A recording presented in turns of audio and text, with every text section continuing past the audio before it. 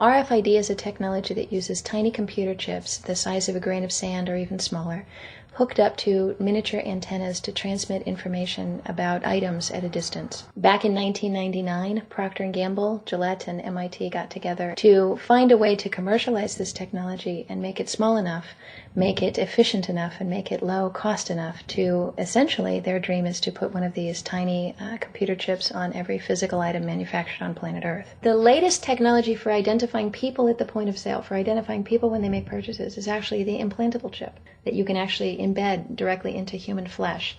It's a tiny glass capsule about the size of a grain of rice. It contains an RFID computer chip with a coiled antenna, and it can transmit information also at a distance.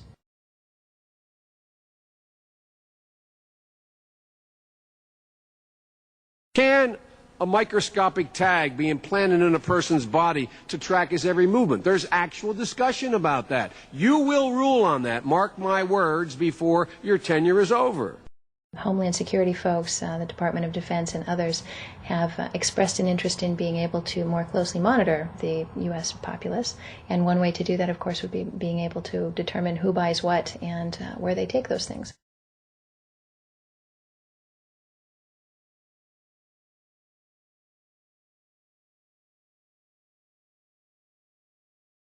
Radio waves can travel through walls, they can travel through wood, they can travel through the things we normally rely on to protect our privacy.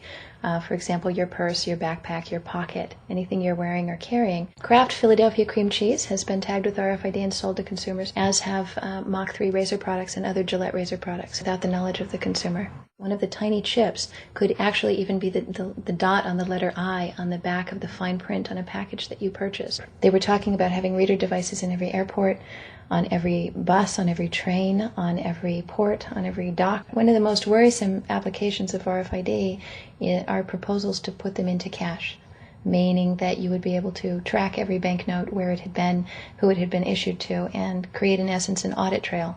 That would essentially take away the anonymity of cash that we now enjoy today. The ATM machine itself, as the money came through the roller device, would be reading each number, and they would know who you are because, of course, you identify yourself at the bank before you take money out. And down the road, when you go to pay at a major retailer, it would also be possible for them, as they're putting the money into the cash drawer, to simply feed it through a little reader device. It would go in, it would tag that number and transfer possession from Aaron Russo, say, to Walmart. Once everything you do is tied down to a single number and there is no longer the ability to pay with cash, then all it takes to render you a non-citizen is to simply turn that chip off. You will no longer be able to really participate in any function in society, including buy food. Orwellian. I mean, it's talking about Big Brother looking over your shoulder at absolutely everything you do, every purchase you make, every place you go, every company you interact with. All of that would be reported back potentially to the government.